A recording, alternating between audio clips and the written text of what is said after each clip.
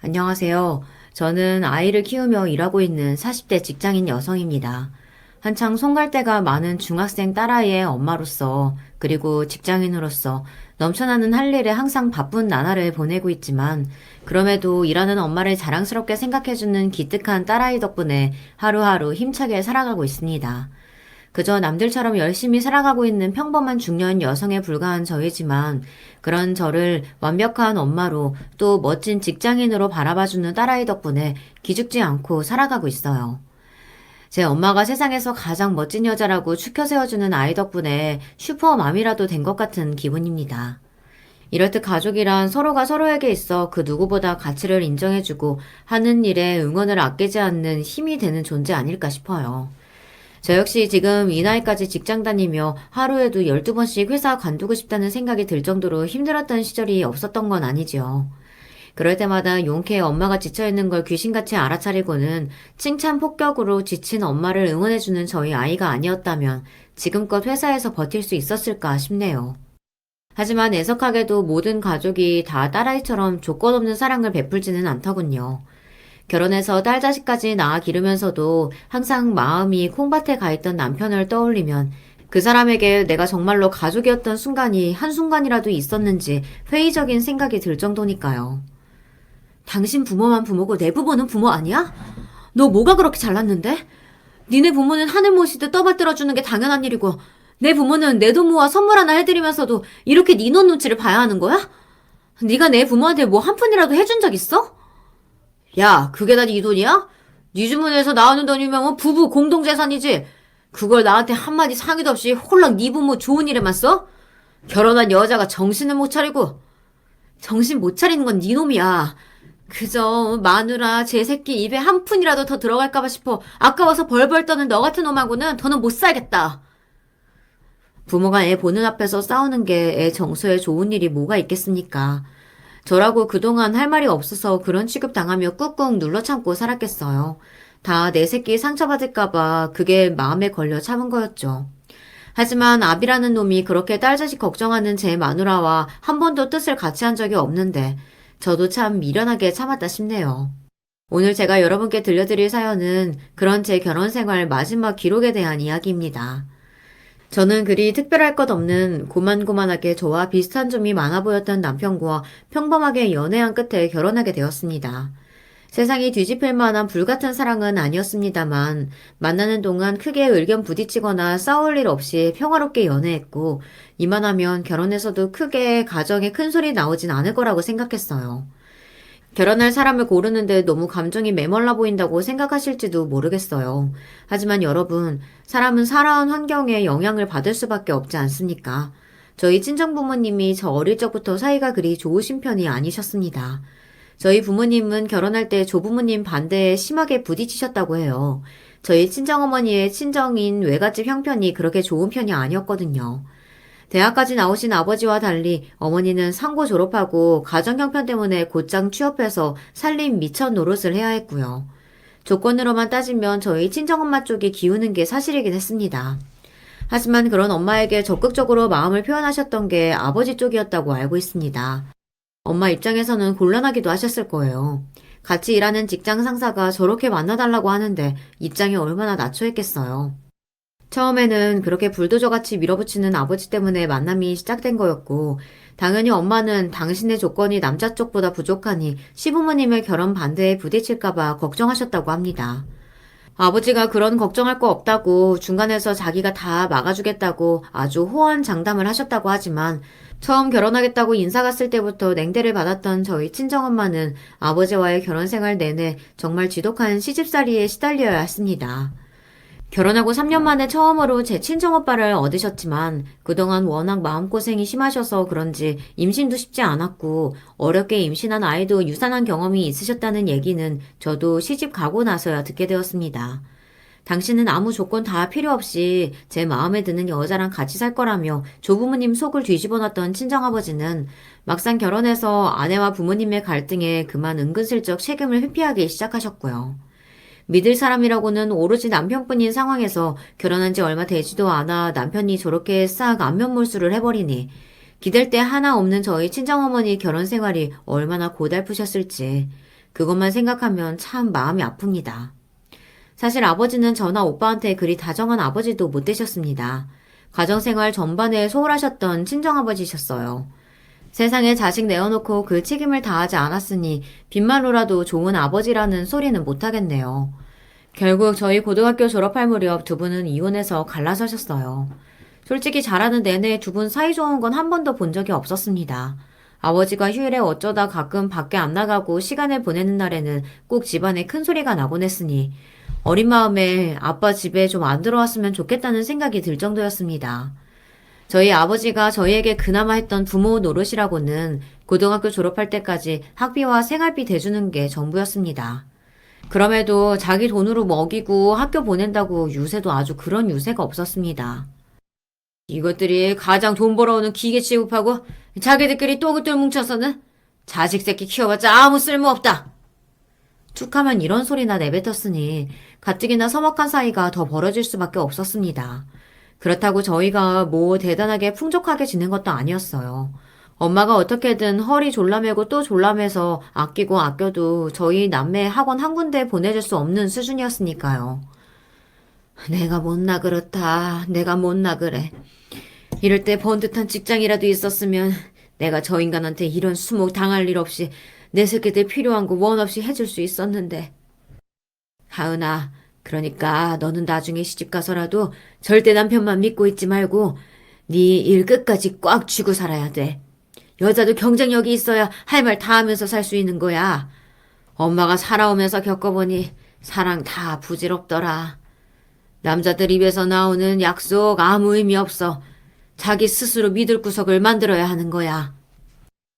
저 어느 정도 맑게 알아먹을 정도로 머리가 굵어지기 시작하면서 항상 저희 친정엄마가 하시던 말씀이 저런 거였습니다. 남자 쉽게 믿지 마라. 남자한테 인생 다 걸지 마라. 무슨 일이 있더라도 스스로 내 한 입 책임질 수 있는 경제권은 절대 놓으면 안 된다. 이 나이 먹어 돌이켜 생각해보니 여자 인생에 꼭 필요한 충고이기도 했습니다.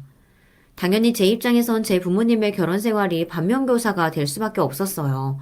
나는 저렇게는 안 산다. 아버지 같은 남자 만나서 어머니 같은 삶은 절대 안 산다고 다짐하고 또 다짐했습니다. 원래도 정이라고는 한 톨도 남아있지 않았던 친정아버지와는 엄마와 이혼하시면서 인연이 끊긴 거나 마찬가지였습니다.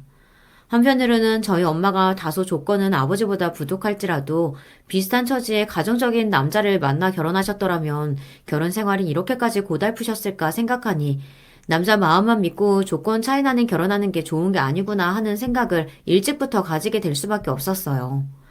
엄마 입장에서도 남편에게 똑같은 일 당했을 때 서로 꿀릴 만하게 없는 비슷한 사람끼리 만나서 결혼하신 거였으면 저렇게까지 속병 다 들 정도로 수십 년 세월을 참고 사시지는 않으셨을 테니까요.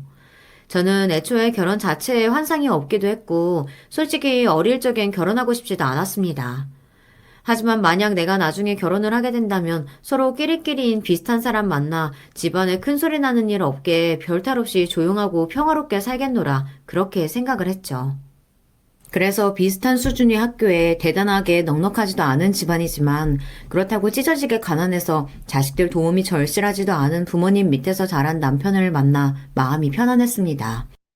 부모님 사이가 아주 안 좋으셔서 결국 이혼하셨다는 걸 제외하면 시댁 쪽이나 저희 친정 쪽이나 어느 쪽이 크게 아깝다 싶은 생각이 들지 않을 정도로 고만고만했습니다. 적어도 결혼할 때 내가 시댁 쪽의 친정 문제로 트집 잡힐 것 같지는 않았고요. 상견례를 하고 날짜를 잡고 식을 마치기까지 그런 부분이 문제된 적은 딱히 없었습니다. 지금 생각해보면 차라리 그때 일찌감치 문제를 눈치채는 편이 제 인생을 생각하면 훨씬 낫지 않았을까 싶습니다.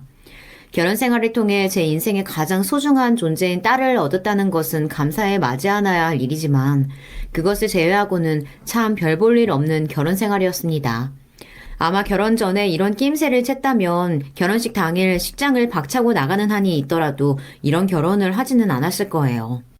제 딴에는 무난하게 잡음 없이 잘 살 수 있을 만한 온화한 사람 고르고 골라 선택했다고 생각했는데 막상 살아보니 그게 아니었던 거죠. 그러니 제가 알고도 당한 건 결코 아니었습니다.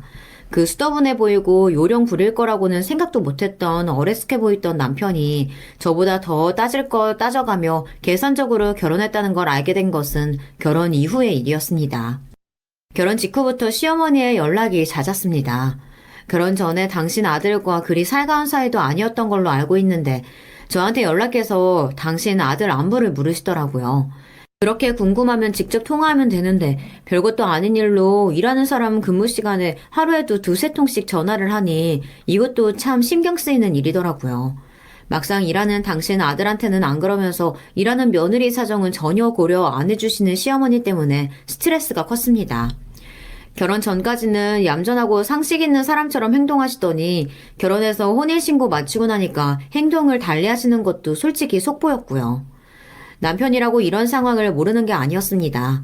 둘 사이에 어떻게 미리 말을 맞춰놨는지 구체적인 정황이야 알 수 없지만 제가 미리 이런 걸 알았더라면 얌전히 참고 있거나 결혼을 강행할 사람이 아니라는 건 잘 알고 있었을 겁니다.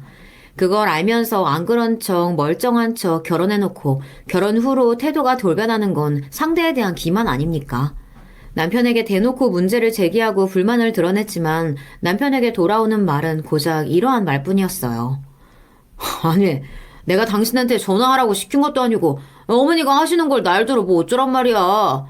그리고 결혼해서 며느리가 들어왔는데 가깝게 지내고 싶어서 그런가 보지. 고작 전화 한 통 받아주는 일인데 뭘 그렇게 예민하게 굴어? 고작 전화 한 통 오면 받아주는 거? 그거 그렇게 간단한 문제면 당신이 받으면 되는 거잖아. 애초에 내 안부 궁금하신 것도 아니고 당신 밥은 잘 챙기냐? 결혼한 이후로 자꾸 얼굴살이 빠지는 것 같다. 전화해서 이런 소리나 하시는데 내가 일하면서 일일이 그런 전화까지 받아야 돼? 당신 어머니니까 내가 직접 얘기하는 것보단 당신이 낫겠다 싶어서 벌써 몇 번째 이야기하는 거잖아. 그런데 당신이 이런 식으로 이야기하면 안 되지. 이제 결혼해서 유부녀고 며느리인데 그럼 결혼 전이랑 생활이 똑같을 줄 알았어? 이런 부분도 감수를 해야지. 나도 한 번도 당신한테 이런 걸로 불평불만한 적 없잖아. 애초에 우리 엄마는 당신 근무 시간에 전화하는 무례한 짓 하지도 않는데 지금 누구랑 누굴 비교해? 말을 하면 할수록 벽에다 대고 이야기하는 기분이더라고요. 그나마 당신 아들하고 직접 이야기하면 상황을 좀 유하게 풀어갈 수 있을까 싶어 꺼내본 말이었는데 시어머니한테 가기도 전에 남편부터 저런 반응이니 제 입장에선 속이 터질 수밖에 없었습니다. 그렇다고 마냥 받아줄 생각만도 없었기에 그 이후로는 시도 때도 없이 전화를 걸어오건 말건 근무 시간에는 철저히 일에만 집중했습니다. 물론 그렇다고 해서 시어머니의 부재중 전화가 찍혀있는 걸 보는 마음이 마냥 편하지는 않았지만요. 하지만 이런 식으로 남편이 막아주지 않는데 저 혼자 무리해서 응대할 수는 없다고 생각했어요. 그랬더니 시댁 식구들 다 모인 자리에서 대놓고 우는 소리 하는 시어머니였습니다. 나는 어떻게든 새 식구하고 잘 지내보겠다고 어색해도 먼저 연락하고 그래도 바쁘다고 10번 전화 걸면 한 번 받을까 말까니.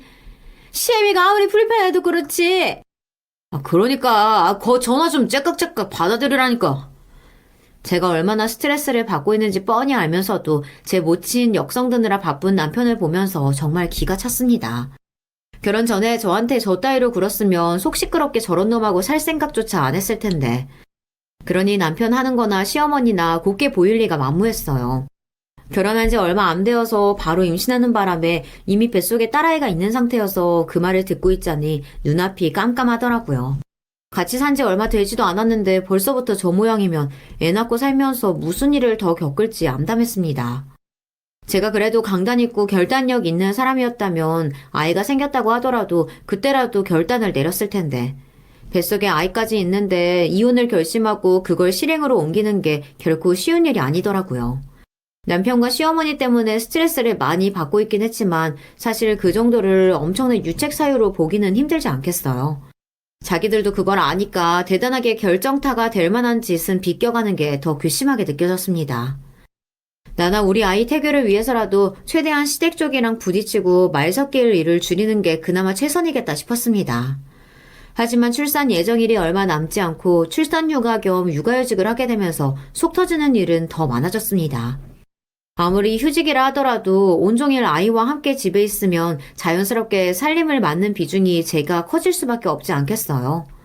사실 휴직하고 신생아 독박 육아를 하고 있는 거나 마찬가지인데 살림에 따로 신경 쓸 만한 여유가 없었습니다.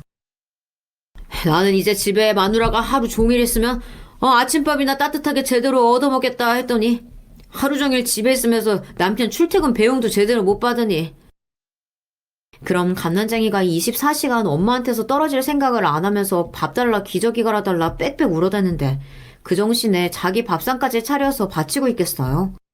남편이 퇴근 후에라도 아이를 좀 돌보려고 노력이라도 했으면 저도 성이라도 보였을 거예요. 육아휴직을 했으면 육아는 당연히 당신 몫이라는 남편 뻔뻔한 소리에 밤새 잠도 못 자고 아이 옆에 붙어있는 나날이 대다수였습니다. 항상 만성적인 수면 부족에 시달리면서도 자기는 일하느라 피곤하지 않느냐며 저 혼자 애 보는 걸 당연하게 여기는 남편에게 아무런 도움도 받지 못하고 있었어요. 저놈 저거 참 노났구나 싶었어요. 제 몸 하나 상한 데 없이 제 새끼가 뿅 하고 생겼으니 키우는 것도 마누라가 다 해주니 얼마나 편했겠습니까. 퇴근하고 돌아오면 마누라가 아이한테 시달려서 반세 한숨도 제대로 눈 붙이지 못했든지 말든지 편하게 침대에 들어눕기 일쑤였습니다. 같이 낳은 새끼인데 왜 고생은 나 혼자 해야 하나 싶어 잠투정에 칭얼거리는 딸아이를 안아 얼으면서도 울기도 많이 울었어요. 남편이라고 애 키우는데 조금도 의지가 되지 않으니 참으로 송구스럽게도 친정 어머니의 손을 빌릴 수밖에 없었습니다. 엄마, 미안해. 엄마도 일한다고 바쁜데. 아니야. 그 덕에 우리 영지 얼굴이라도 한 번 더 보고 할미는 좋지. 그치? 친정아버지와 이혼한 이후로 자식들에게 짐되지 않겠다며 일을 쉬신 적이 없으셨던 친정어머니셨어요. 그걸 뻔히 알면서도 도저히 나 혼자 해결이 안 돼서 어머니 도움을 요청했다는 게 참 죄송했습니다. 애들 태어나면 알아서 자라는 것 같아도 절대 그게 아니야. 네가 부족한 엄마라서가 아니라 원래 혼자 할 수 있는 일이 아닌 거야. 당연히 주변 사람들, 가족들 도움 받아가며 키우는 거고 그러니까 엄마한테 미안하게 생각할 거 하나도 없어. 이러다 딱 죽겠다 싶었을 때 친정 엄마께 도움을 요청한 거였거든요. 제겐 그런 엄마의 도움이 구세주나 다름없었습니다. 단 몇 시간이라도 중간에 아이 때문에 신경 곤두서서 깨지 않고 통잠을 잘 수 있으니 그제야 좀 사람 사는 것 같더라고요. 엄마도 일하시면서 이렇게 잠깐이라도 도와주러 여기까지 오시는 게 결코 쉬운 일이 아니란 걸 알고 있었으니 더 송구스럽고 감사했습니다. 보통은 남편 퇴근 시간 전에 엄마가 집으로 돌아가시곤 했지만 가끔 두 사람 시간이 겹치면 눈에 띄게 민망해하고 불편한 티를 내는 남편이었어요. 장모가 자기 집에 드나드니 불편하다는 거였겠죠.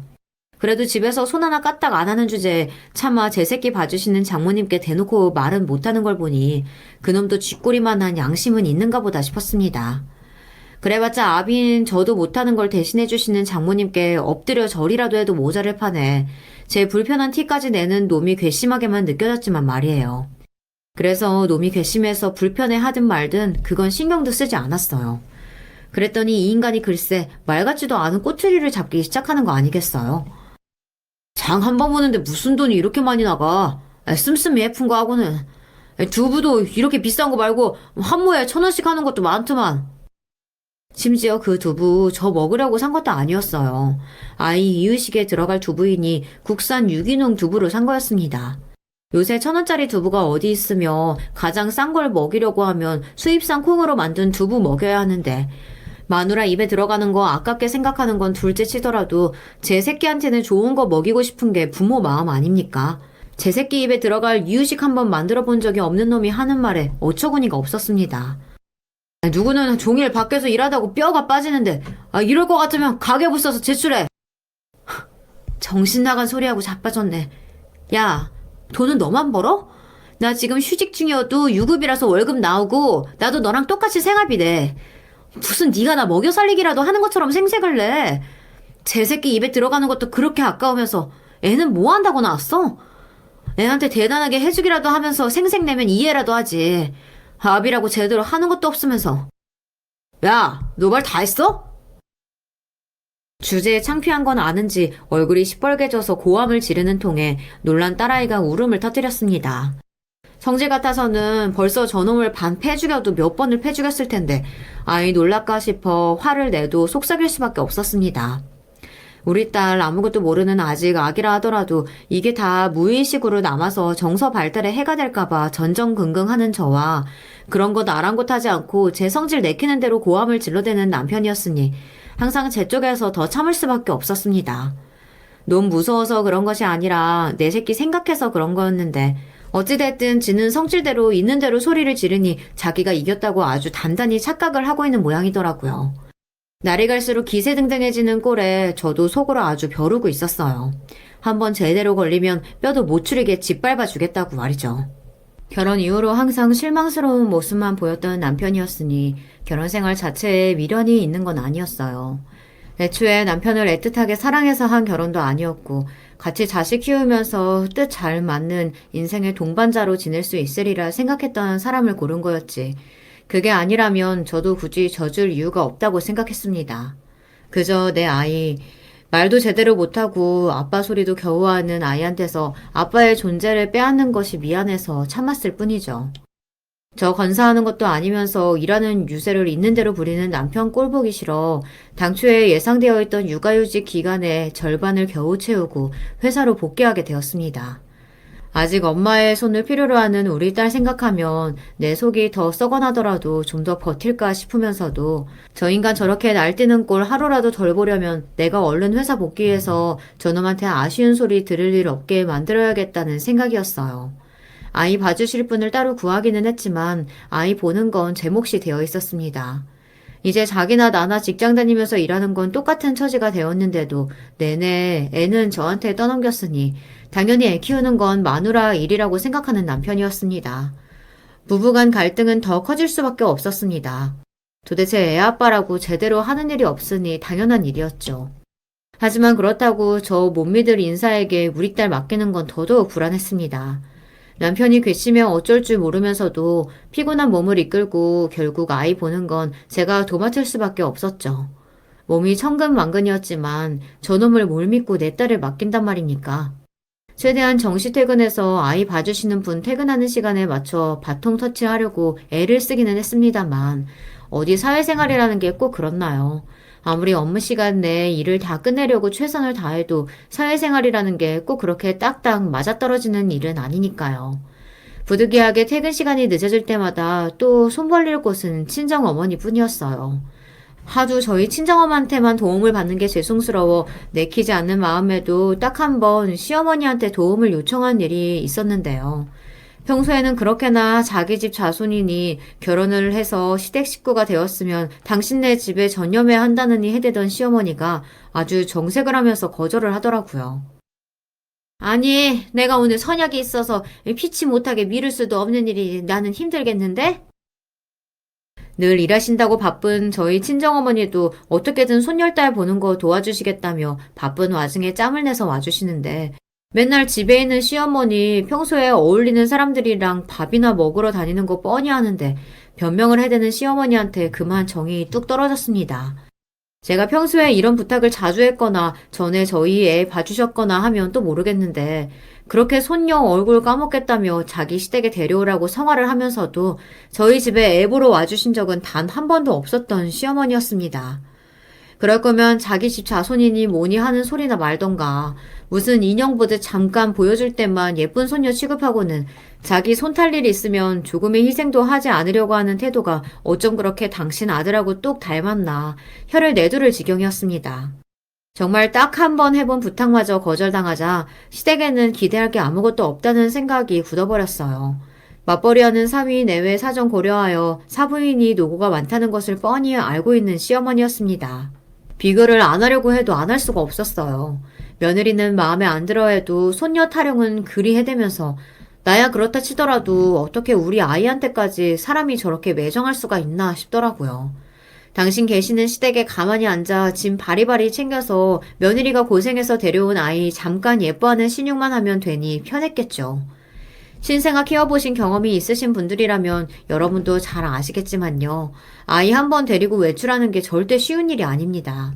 아이한테 꼭 필요한 것들 이것저것 챙겨서 한 짐 들고 아이까지 들쳐매고 시댁 가는 건 정말 큰맘 먹어야 가능한 일이었어요. 당신도 자식 키워봤다는 양반이 그걸 모르지는 않을 텐데 애 한 번 제대로 안 봐주면서 애 데려오란 소리는 지긋지긋하게도 해대는 시어머니가 너무 밉더라고요. 남편놈이랑 같이 쌍으로 눈에서 치워버리고 싶을 정도였습니다. 그럴수록 친정엄마한테 더욱 의존할 수밖에 없었습니다. 참 이 나이 먹고 시집까지 가서 제 새끼까지 낳아놓은 입장에 할 짓이 아니라는 건 잘 알고 있었지만 결국 믿을 건 또 친정엄마밖에 없더라고요. 남편이라는 작자가 저리도 믿업지가 못하니 더더욱 그랬습니다. 딸자식인 제가 너무 힘들어 보일 때는 주말에 한 번씩 친정엄마가 아예 친정집에 아이 데려가서 봐주실 때도 있었어요. 그런 날이 유일하게 마음 놓고 쉴 수 있는 몇 안 되는 날이었습니다. 연치 없게도 그렇게 간신히 좀 쉬는 것처럼 쉬고 있는 제 곁에 어슬렁거리며 저 들으라는 듯 밥은 언제 먹나 중얼거리는 남편이었습니다. 그렇게 친정엄마가 아이 데리고 가주실 때마다 남편하고는 하루 종일 말 한마디 섞지 않았습니다. 생각해보면 그때 이미 정상적인 부부 관계는 파탄나 있었던 것과 다름이 없었네요. 같이 마주 앉아 밥 먹기는커녕 눈 한 번 마주치거나 말 섞기조차 싫었습니다. 거기다 그 인간이 설마 하니 같이 밥 먹자고 자기가 저 밥상이라도 차려주려고 그랬겠어요.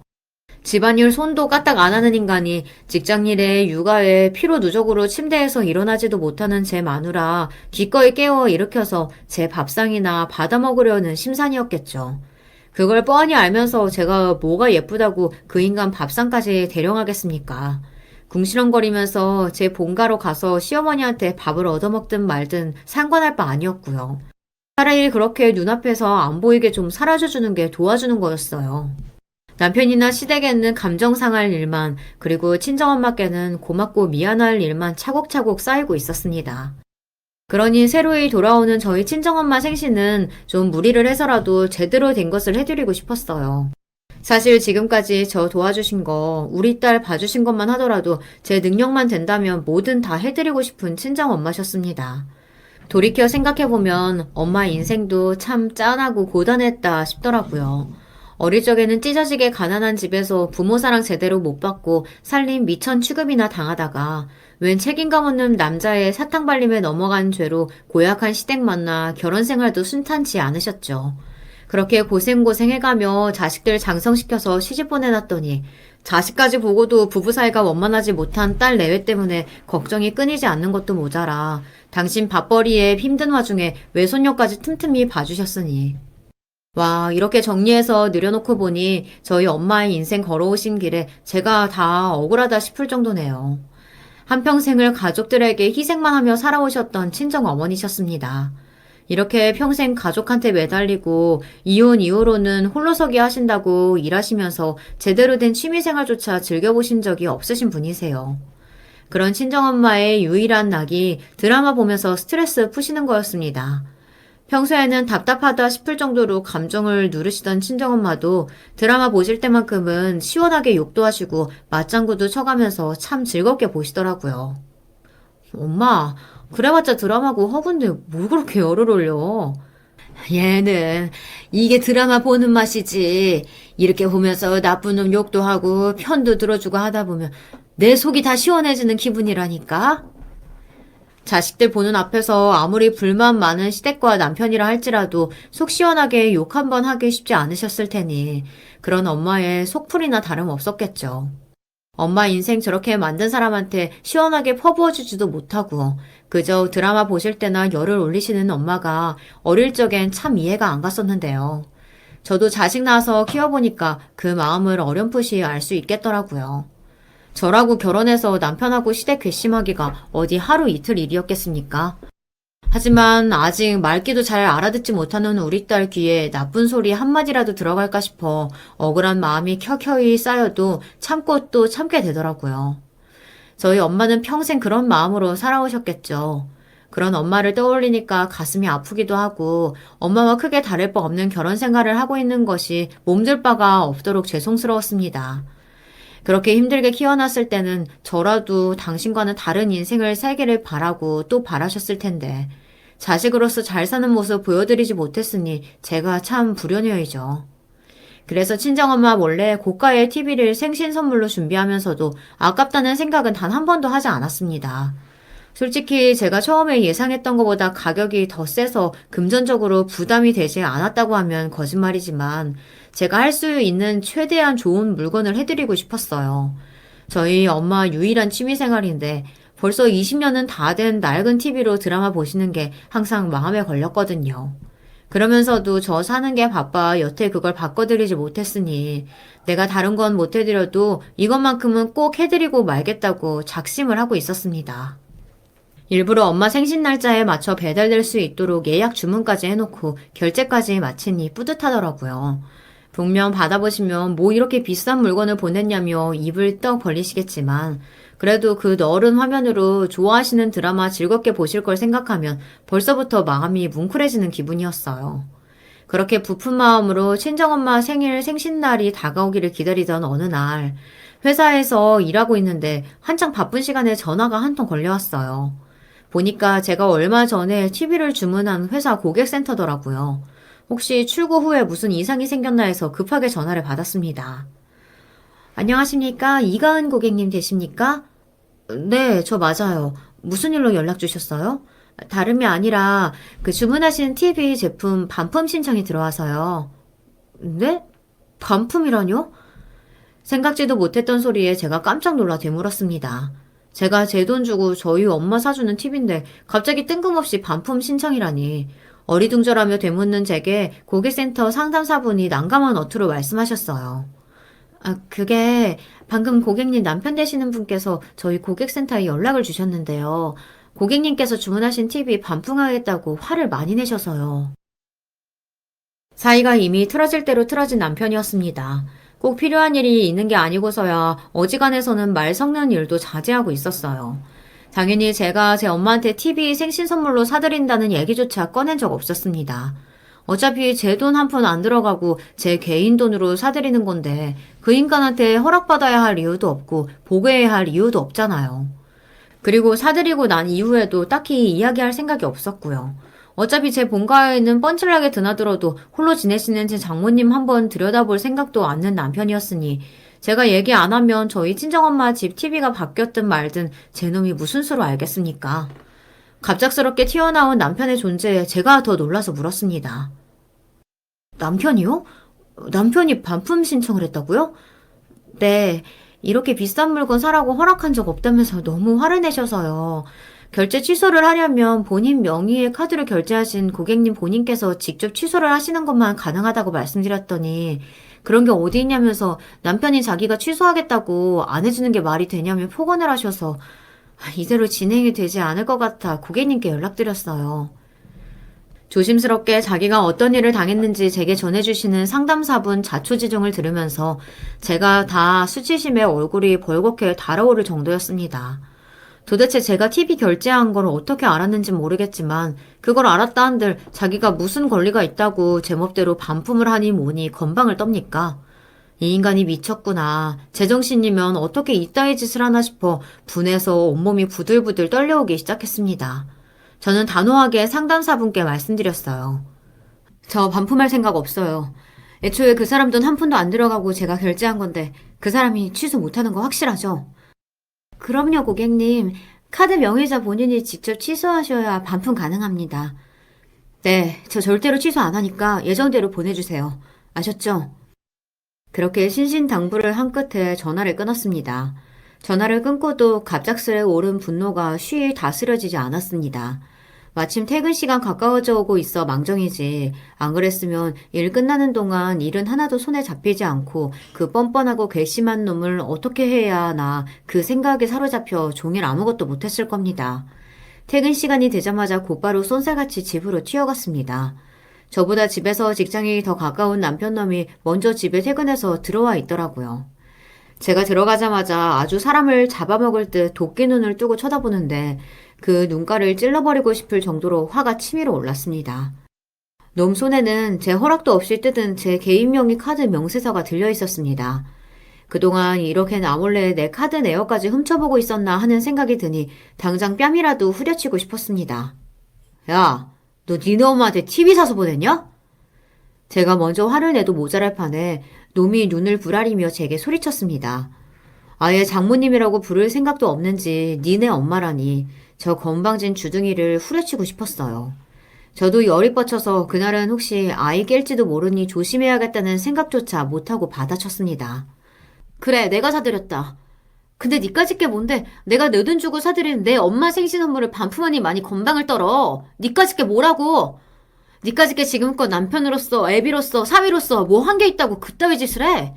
네가 무슨 자격이 있다고 내 선물을 반품을 하냐고! 자격? 너 지금 자격이라고 했냐? 그럼 너는 무슨 자격이 있어서 그렇게 결혼해서 애까지 딸린 여자가 돈 무서운 줄 모르고 펑펑 써대면서 네 친정에다가 퍼나르고 있어? 야, 너 밖에서 일 좀 한다고 그게 다 네 돈인 것 같냐? 어디 결혼한 여자가 간도 크게 그 많은 돈을 남편이 나한테 한마디 상의도 없이 함부로 써. 너 출가 애인 아니냐? 그렇게 네 멋대로 할 것 같으면 너 혼자 살지 뭐 한다고 결혼해서 애까지 낳았냐? 야, 너네 부모만 귀해?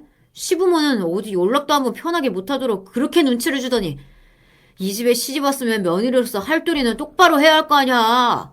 너 그렇게 네 친정에 돈 쓸 것 같으면 네 시부모한테나 똑바로 잘해. 이 정신이 나간 년아. 이게 진짜 미쳤나? 저도 모르게 목에서 피라도 토할 정도로 거센 소리가 나가더라고요. 그동안 저놈이랑 적게 싸운 건 아니었지만 대놓고 쌍욕까지 들은 건 이때가 처음이었어요. 게다가 제가 왜 정신 나간 년 소리를 들어야 합니까? 여러분, 누가 들어도 이 상황에서 정신 나간 쪽이 제 쪽입니까? 저놈 쪽입니까? 저게 미치지 않고서야 저럴 수는 없었습니다.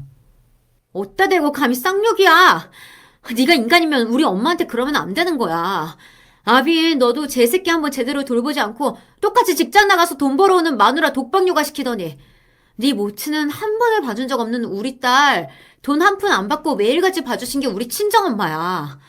사람이면 네가 우리 엄마한테 이 딸을 구면 안 되는 거라고. 뭐? 며느리로서 도리를 다 해? 내가 도리 안 한 게 뭐가 있는데.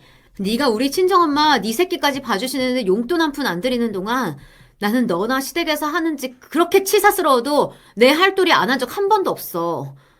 너야말로 사위돌이 한 번도 안 한 주제. 네가 뭔데 내가 네 돈 한 푼 안 든 내 돈으로 내 엄마 TV 사드리는 것까지 허락을 받아야 돼. 그거 하나 해드리는 게 아까워서 네 멋대로 네 돈 한 푼 안 쓴 TV 반품시키려고 든 것도 모자라서 직장 생활하면서 독박 육아까지 한 마누라한테 쌍욕을 해? 야, 그럼 여자가 시집와서 애 낳았으면 애 키우는 게 당연한 일이지. 그걸로 유세 좀 어지간히 떨어. 그 소리까지 듣고 나자 제 안에서 아슬아슬하게 버티고 있던 무언가가 툭 끊어지는 듯한 느낌을 받았습니다. 저 인간은 죽는 그날까지 갱생하는 일이란 없겠구나. 저 인간을 애 아비라고 평생 감수하고 살아봤자 나나 내 새끼 인생에 도움될 일은 끝내 없겠구나. 그동안 흐린 눈하며 어떻게든 참고 넘기려 들던 것이 능사가 아니었음을 그 순간 깨달아 버렸어요. 차라리 없는 게 나은 아비라면 하루빨리 곁에서 치워주는 게 내 딸에게 할 수 있는 최선이라는 결심이 그제야 굳건하게 들어섰습니다. 너 당분간 너네 집에서 출퇴근해. 이런 기분으로 너랑 도저히 얼굴 마주 있진 못할 것 같은데 내가 나갈 것 같으면 나 우리 딸 두고 나갈 거거든. 근데 네 주제에 혼자서 애 볼 수나 있겠니? 아비로서 자격 없다는 소리를 대놓고 했으니 수치심에 놓은 얼굴이 울그락불그락 했지만 사실 틀린 말도 아니지 않습니까? 저 내보내고 애 떠안을 생각을 하면 막막했는지 있는 대로 제게 누나를 부라리면서도 주섬주섬 옷까지 몇 개 챙겨서 제 발로 나가더라고요. 아비라는 인간이 오죽이나 못났으면 애 맡긴다는 소리에 제 발로 시댁으로 향하는 꼴을 보니 그래, 저런 건 아비라고 곁에 두느니 차라리 없는 게 낫겠다고 결심을 굳혔습니다. 귀한 아드님 당신 집으로 쫓겨왔으니 제 전화통에 불나는 건 충분히 예상 가능한 일이었습니다.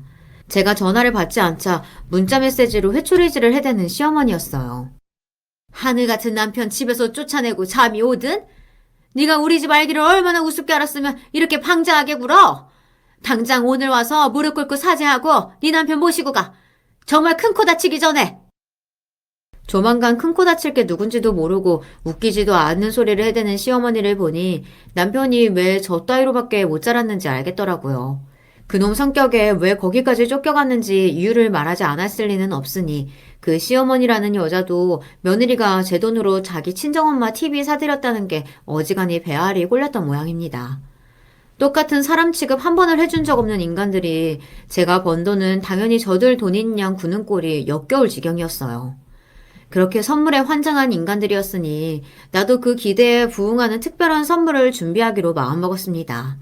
그렇게 매일같이 제 아들 모셔가라며 성화인 시어머니 문자를 싸그리 무시하고는 드디어 준비된 선물을 가지고 시댁으로 향했습니다.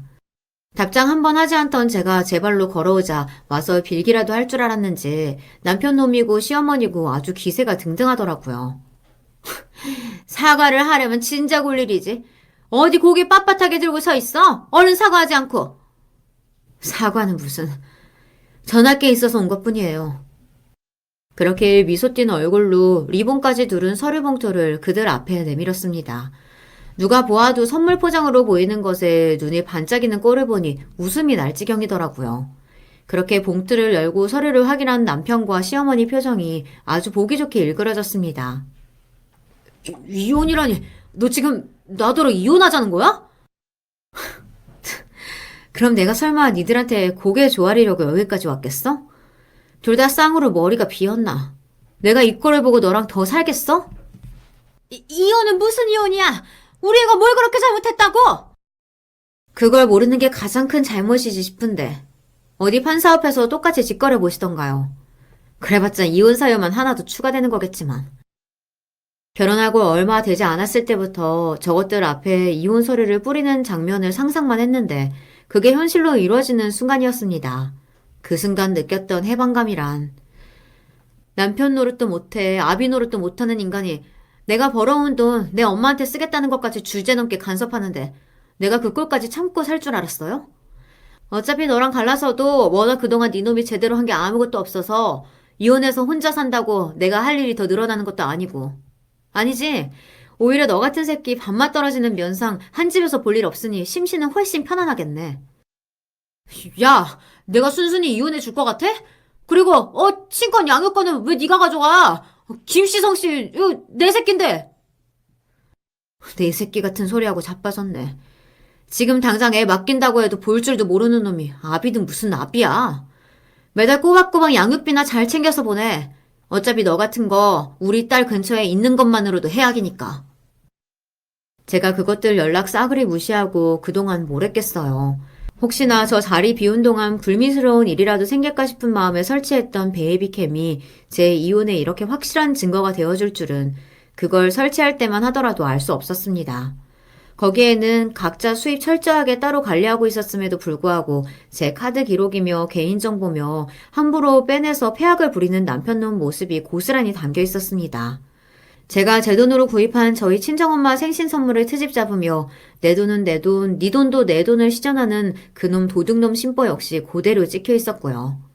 거기다가 제게 폭언에 쌍욕에 금방이라도 한 대 칠 듯 위협하는 모습도 아주 생생하게 남아있었죠. 같이 아이 낳았음에도 불구하고 제 새끼 나 몰라라 하는 놈을 뒤로하고 저와 저희 친정엄마만 죽을 힘을 다해 아이 보는 모습도 아주 잘 찍혀있더라고요. 저 잠깐 화장실 간다고 자리 비웠을 때 빽빽 우는 제 새끼 슬쩍 한번 쳐다보고는 못 본 척 제 할 일만 하는 꼬라지는 그거는 저도 영상 확인하면서 처음 봤습니다. 남의 애라도 그렇게는 안 할 것 같은데 그게 판사 눈에는 어떻게 보이겠어요. 그런 영상이 아주 수두룩했습니다. 자기들 생각하기에는 그게 이혼 사유까지 될 정도로 대단한 흠이라는 생각은 추호도 하지 않았는지 보란듯이 위자료에 아이 친권까지 가져오자 그때가 되어서야 발등에 불이 떨어진 전 남편 놈과 시험이었습니다. 여보, 우리 영지 정말 아빠도 없는 애로 키울 거야? 지금이라도 늦지 않았으니까 제발 당신 한번 생각해줘. 내가 앞으로 우리 영지도 잘 보고 당신한테도 절대 허튼 소리 안 할게.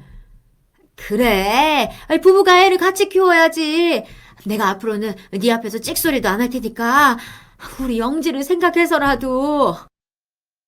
내가 왜 네 여보야? 방금 판사님 말씀 못 들었어? 이혼당하는 주제에 이제 와서 무슨 개소리야. 우리 영지는 애초부터 쭉 나 혼자서 키웠어. 제 새끼도 중한 줄 모르는 금수만도 못한 것들이 내가 번 돈에까지 기생하려고 들어? 니들 같은 인간 쓰레기 옆에서 우리 귀한 딸 뭘 보고 배우라고. 냄새나는 쓰레기는 치워버려야지. 어차피 자식이라고 네가 한 것도 없는데 이제 와서 부성애라도 생긴 건 아닐 테고. 앞으로 양육비나 꼬박꼬박 잘 챙겨보내. 매달 그 큰 돈을 내가 무슨 수로. 집도 당신이 가져갔잖아. 나 당신한테 위자료 보내고 나면 진짜 개털이야. 지금까지 아비 노릇이라고 한 것도 없으니 돈으로라도 떼어야 하지 않겠어? 당신 모친 집구석에서 하는 일도 없는데 같이 벌어 보태라고 하던가. 어차피 이제 갈 데도 없으니 한 집에서 지겹게 얼굴 보고 살 텐데. 아이고, 영지애미야. 누가 저들 속셈을 모를 줄 아나. 저것들이 이제와 저나 우리 딸이 아쉬워서 저러겠어요. 평생 자기들 재산이라도 된 것처럼 여기며 와중에 공짜로 애 낳아 키워줄 여자라고 생각했는데 그나마 가진 것까지 다 뜯어갔으니 보따리 뺏긴 기분이었겠죠. 저는 그런 취급받고 살 생각 추호도 없었습니다. 이혼 후 저는 저희 친정엄마와 합가했어요. 여자끼리 3대가 같이 사는 게 생각보다 더 좋더라고요. 저희 딸은 엄마 회사 간 동안 사랑으로 키워주신 제 외할머니한테 애교를 더 잘 떠는 사춘기 소녀로 예쁘게 잘 자라났습니다. 이기적이기 짝이 없는 친부와 그 어미와는 아예 대면시키지도 않고 있습니다. 그저 저희 친정엄마처럼 가족에게 사랑만 가득 주는 정 많고 따스한 아이로 성장하고 있고요. 가끔 퇴근해서 문제의 그 TV 앞에 앉아 두 사람이 도란도란 얘기 나누는 뒤통수를 바라보고 있자면 이렇게 내가 세상에서 가장 사랑하는 두 여자와 함께하는 지금의 인생만큼 더 행복한 게 없겠구나 하는 생각이 들어요. 가족은 이런 게 가족이죠. 제게 늘 힘을 주는 두 사람과 앞으로도 행복하게 잘 살아갈게요. 들어주신 여러분들 감사드립니다. 안녕하세요, 여러분. 저는 서울 사는 40대 여자입니다. 제가 이제껏 살면서 겪은 일 중에 제일 다사다난했던 몇 년 동안의 얘기를 합니다. 황당하기도 했고 또 놀라기도 했고 참 많이 보면서 울고 웃었던 사연이에요. 친정엄마에게 얼마 전에 마음 먹고 얘기했더니 엄마도 굉장히 놀라워하셨습니다. 도대체 어떤 일이 있었는지 궁금하시죠? 그럼 바로 시작하겠습니다. 재미있게 들어주세요. 저는 강남에서 나고 자란 강남 토박이입니다. 갑자기 사업이 잘 되거나 벼락부자가 아니고 어머니, 아버지 두 분 다 여유로운 과정에서 자라셨어요. 특히 친가 할아버지가 매우 잘 사는 분이셨습니다. 듣기로는 신문사를 운영하셨다고 하던데 제가 어릴 때 돌아가셔서 자세히는 모릅니다. 이게 중요한 것이 아니고 저는 그래서 어려움을 모르고 자랐어요. 서울 촌놈이란 말 아시죠? 서울에서만 자라서 아무것도 모르는 사람이요. 제가 딱 그런 경우였습니다. 서울에서 태어나고 자랐고 게다가 여유로운 가정 형편 때문에 어디 가서 돈으로 억울하거나 피해를 봤던 적이 전혀 없거든요. 제 주변 친구들도 저처럼 집안이 넉넉한 친구가 대부분이랍니다. 저는 그래서 성인이 되고 나서도 주위 친구들과 어울리며 세상 물정을 잘 모르고 살았어요. 어려서부터 엄마가 무용을 시키셨는데 그렇게 자연스럽게 제 직업은 무용수가 되었습니다. 대학도 무용학과로 진학했고 유학까지 다녀올 정도로 무용을 사랑했어요. 이랬던 제가 대학을 졸업하고 한 남자를 만나게 되었습니다. 공연을 앞두고 한창 바쁠 때였는데 선배가 갑자기 저를 부르더라고요. 그 자리에 나갔더니 본인 남자친구의 친구라고 어떤 남자를 소개해 주었어요. 그리고 저와 그 남자 둘 다 서로에게 첫눈에 반하게 되었습니다.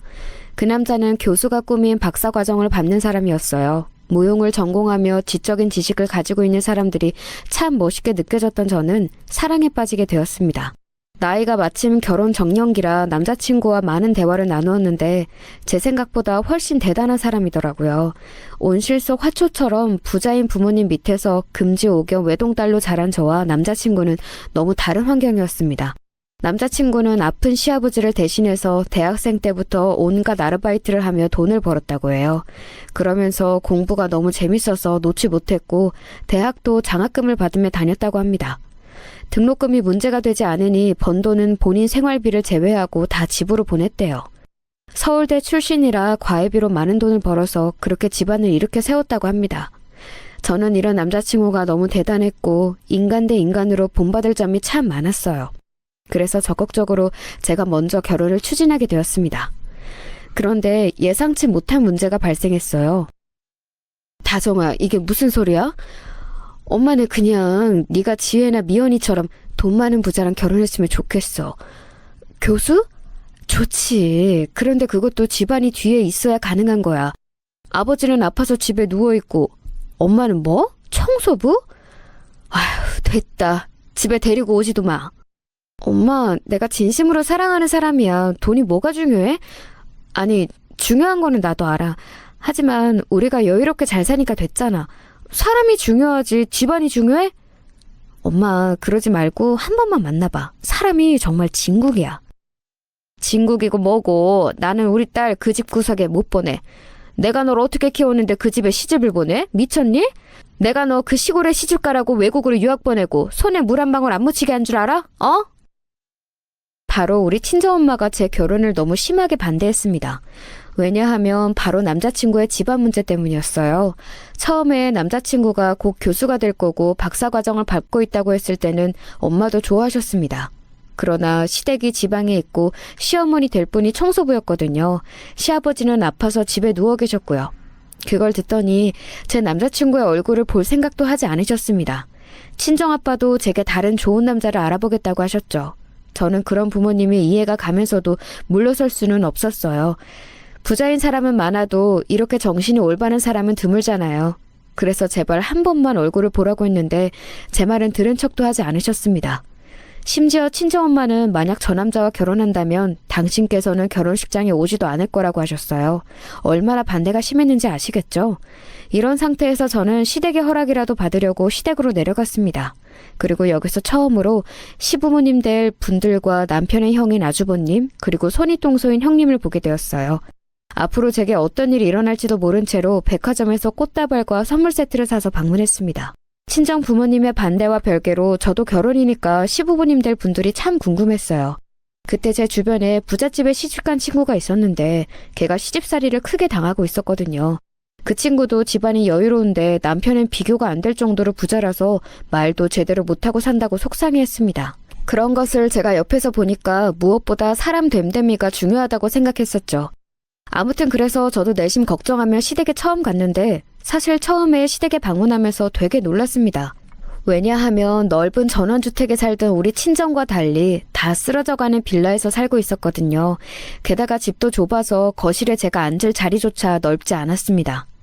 겨우 2개 있는 방은 하나는 아주버님과 형님이 쓰고 있었고 나머지 하나는 시아버지가 누워 계셨죠. 너무 작고 허름해서 많이 놀랐지만 최대한 괜찮은 척을 하며 대화를 나누었어요.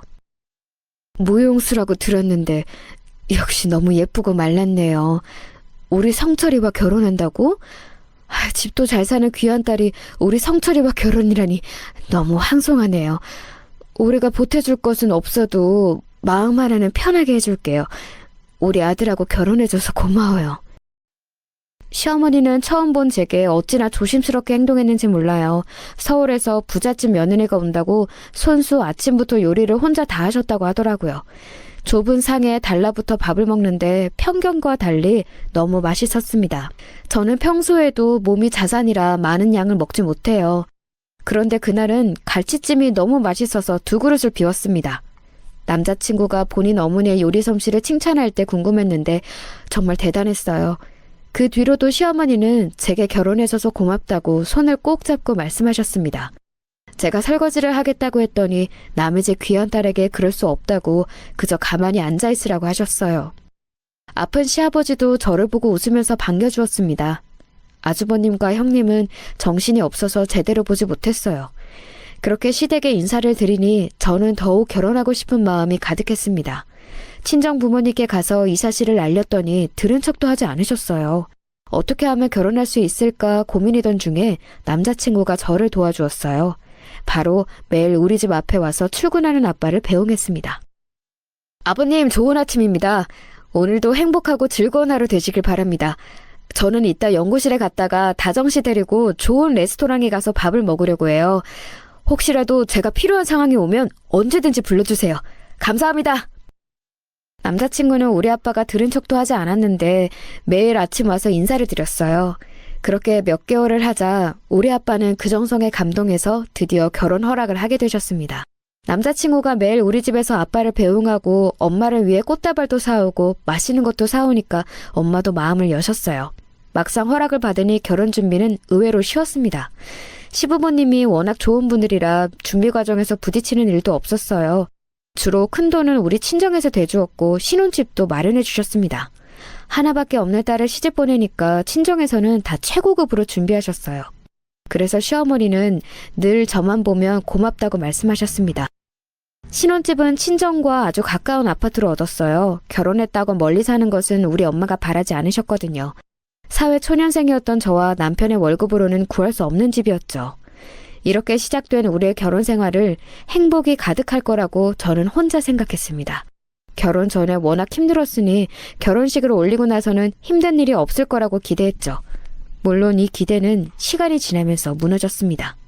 사실 친정에서는 별로 문제가 없었어요. 결혼 전에 반대했던 사람이 맞나 싶을 정도로 엄마는 사위 사랑을 보여주고 있었거든요. 남편이 제게 잘하는 것은 물론이고 특히 장모님인 우리 친정엄마를 그렇게 챙겼습니다. 그래서 친정에서는 남편과 제가 방문하면 분위기가 너무 좋았어요. 문제가 되는 것은 바로 시댁이었습니다. 시댁에서도 시부모님은 문제가 되지 않았는데 바로 아주버님과 형님의 골칫거리였어요. 결혼 전에 인사를 갔을 때는 시부모님을 신경 쓰느라 바빴거든요. 결혼 준비를 하면서도 약간의 사건이 있기는 했는데 하고 나니까 생각보다 심각했습니다. 사실 결혼식을 남편과 저는 호텔에서 올렸는데 이걸 형님이 되게 부러워했어요. 동서는 좋겠다. 원래 부모 잘 만나는 게 인생 최대의 행복이라고 하잖아. 나는 그걸 동서를 보면서 무슨 말인지 알게 됐어. 그나저나 호텔에서 식을 올리면 나도 드레스 입어야 하는 거 아니야? 거기 꼭 올 옷이 없는데. 형님, 드레스는 아니고 그냥 원피스만 입으셔도 괜찮아요. 아주버님이랑 백화점 가서 옷 한 벌 사 입으세요. 제가 선물로 사드릴게요. 어머, 그래도 돼? 아, 알겠어. 고마워. 마침 내가 사고 싶은 옷이 있었거든. 그럼 이번 주말에 남편 데리고 백화점에 다녀와야겠다. 형님이 너무 대놓고 저에게 호텔 결혼식을 부러워해서 저는 좋은 마음으로 백화점에 가서 옷을 고르라고 했어요. 일이 바빠 카드를 주고 마음껏 고르라고 했는데 결제 금액을 보고 기가 차서 말이 나오지 않았습니다. 분명 원피스와 수트 한 벌씩을 사라고 했더니 무슨 가방부터 구두와 벨트, 심지어 지갑까지 샀더라고요. 아예 작정하고 그런 것처럼 형님과 아주버님은 잔뜩 쇼핑했습니다. 그걸 보고 얘기를 할까 하다가 결혼 전에 괜히 갈등이 생기기 싫었던 저는 아무 말도 하지 않았어요. 다만 남편에게 아주버님과 형님에 관해 물어봤습니다. 남편은 제가 묻자 조금 걱정하더니 말했어요. 남편이 시댁에서 혼자 기둥 역할을 하는 것은 저도 알고 있었습니다. 그런데 능력 없는 형의 뒷바라지를 하는 것은 저도 몰랐거든요. 시어머니가 청소하는 일을 하면서 버는 돈이 많지 않으니까 아주버님이 돈을 벌어야 했는데 아주버님은 능력이 없었습니다. 어디서 진득하게 일을 오래 한 적도 없었어요. 이 회사 저 회사 다니면서 조금만 힘들면 그만두고 집에서 놀았다고 해요. 그걸 보고 남편이 자식까지 있는데 아빠가 그러면 되냐고 가게를 하나 차려주었다고 합니다. 그 가게는 바로 치킨집이었어요. 그래서 남편의 돈으로 아주버님과 형님은 치킨집을 하고 있었는데 매출도 썩 좋지 않았습니다. 게으른 것을 부부 둘이 담기라도 하는지 문을 아예 열지 않는 날도 많았죠. 집을 살 돈도 없어서 시부모님과 같이 사는 아주버님 부부가 한심하기도 하고 안타깝다고 남편은 말했습니다. 그걸 듣고 나니 왜 형님이 제가 그렇게 돈을 언급하는지 알 것 같았습니다. 인간 대 인간으로 안쓰러운 마음이 들어서 백화점 쇼핑 사건은 그렇게 넘어갔어요. 문제는 결혼 후에 발생했습니다. 신혼여행을 갔다 와서 시댁에 인사하러 갔을 때였어요. 남편과 저는 시부모님의 선물과 아주버님, 형님, 그리고 심지어 시조카의 선물까지 챙겨서 시댁을 갔어요. 나름 남편하고 둘이 신경 써서 골랐는데 다행히 시부모님은 너무 좋아하셨습니다. 시어머니는 평생 이런 명품은 가진 적이 없었다고 한박웃음을 지으셨어요. 아주버님도 우리가 드린 옷을 좋다고 웃고 시조카도 받은 장난감을 보며 웃고 있었습니다. 뿌듯한 마음으로 시댁 가족들을 바라보는데 형님이 저를 작은 방으로 부르더라고요. 동서, 돈도 많으면서 이게 뭐야? 나는 동서가 가방이라도 사줄 줄 알았어. 그런데 겨우 장갑이야? 진짜 지금 다 놀려? 친정도 잘 살면서 돈은 있는 사람이 써야지. 왜 이렇게 손이 작아? 실망이야. 네? 형님, 그 장갑 되게 비싼 한정판이에요. 원래 지갑 사드리려고 했는데 지갑은 저번에 형님이 백화점에서 사셨잖아요. 그래서 장갑으로 대신 사온 거였어요. 마음에 안 드시면 다른 제품으로 교환해 드릴까요? 됐어. 지금 다른 가족들은 좋다고 웃고 있는데 나 혼자만 이상한 사람이 된 것 같네. 아무튼 다음에 선물할 때는 가방으로 부탁해. 동서는 볼 때마다 가방이 바뀌는데 나한테는 하나 주지도 않니? 있는 사람이 더하다니까. 그래도 좋은 마음으로 선물한 건데 반응이 저러니 저도 속상했어요. 뭐라고 변명이라도 하려고 했는데 저 말을 끝으로 바로 방을 나가더라고요.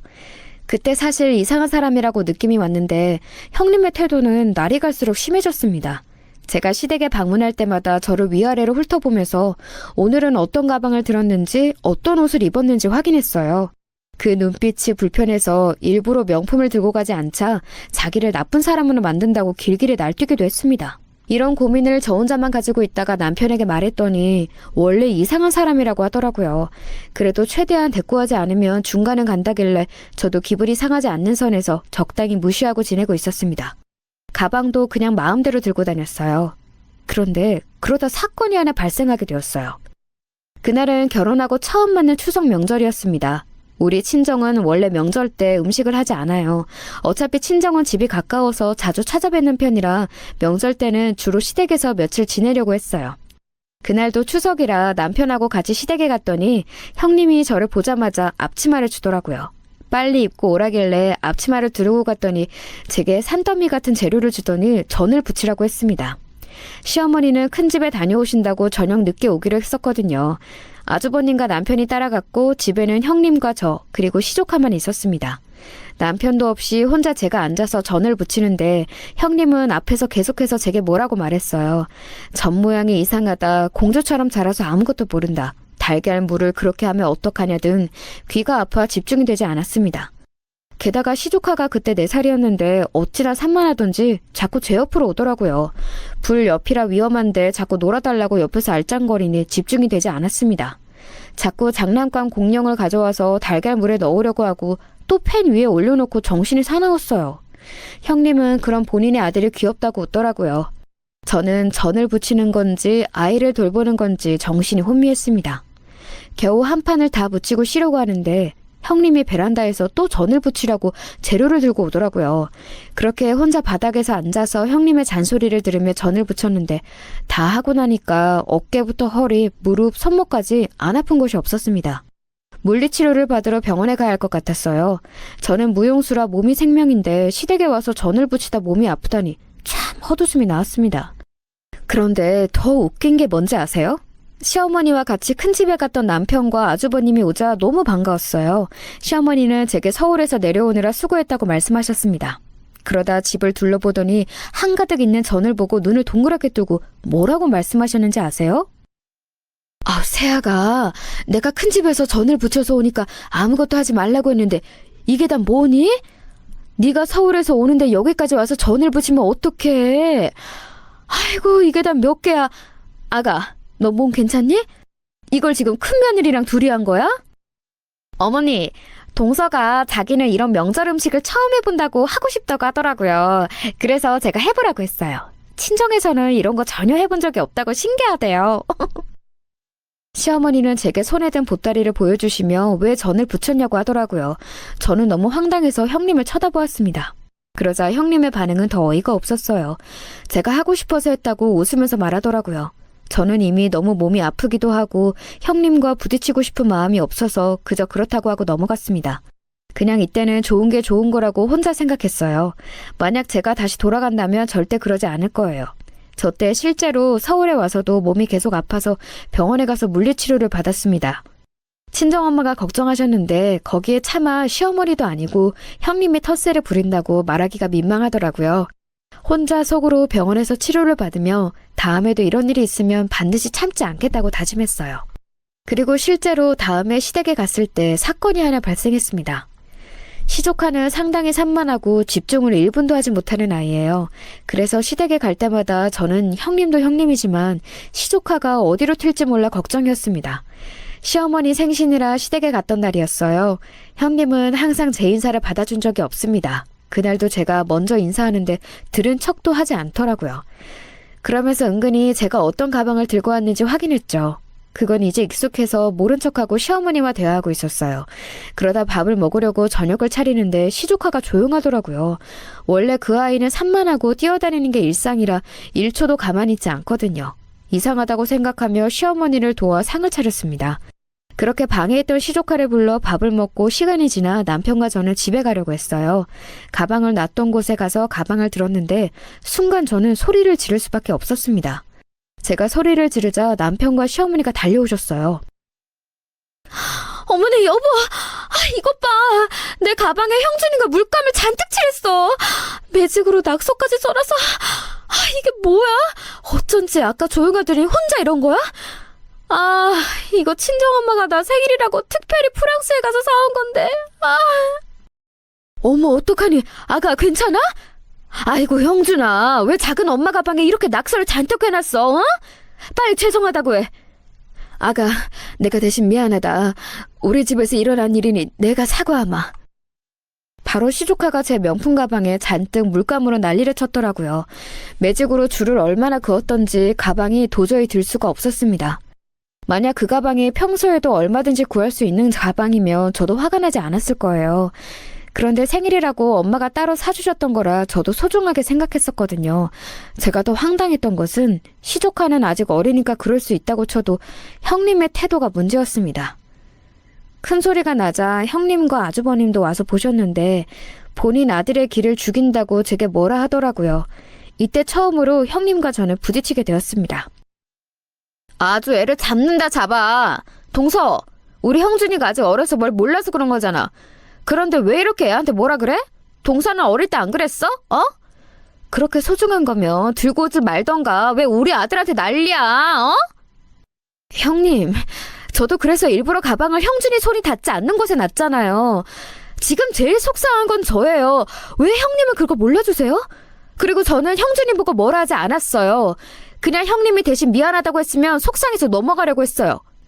그럼 그냥 넘어가. 설마 지금 동서 나한테 그 가방 물어달라고 하는 건 아니지? 진짜 사람 그렇게 안 봤는데 동서 되게 무섭다. 아주 애가 조금 실수한 걸로 이렇게 난리를 쳐? 나중에 동서는 아기 낳으면 안 그럴 것 같냐고.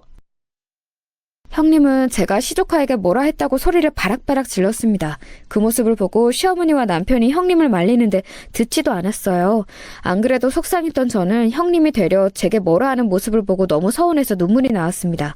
제가 울자 시어머니는 당신이 대신 미안하다고 제 손을 꼭 잡고 사과하셨어요. 정작 잘못한 시조카나 형님은 잘못이 없다고 당당했습니다. 남편도 화가 나서 제 손을 잡고 그냥 시댁에서 나왔는데 그 뒤로 형님에게 연락도 안 오더라고요.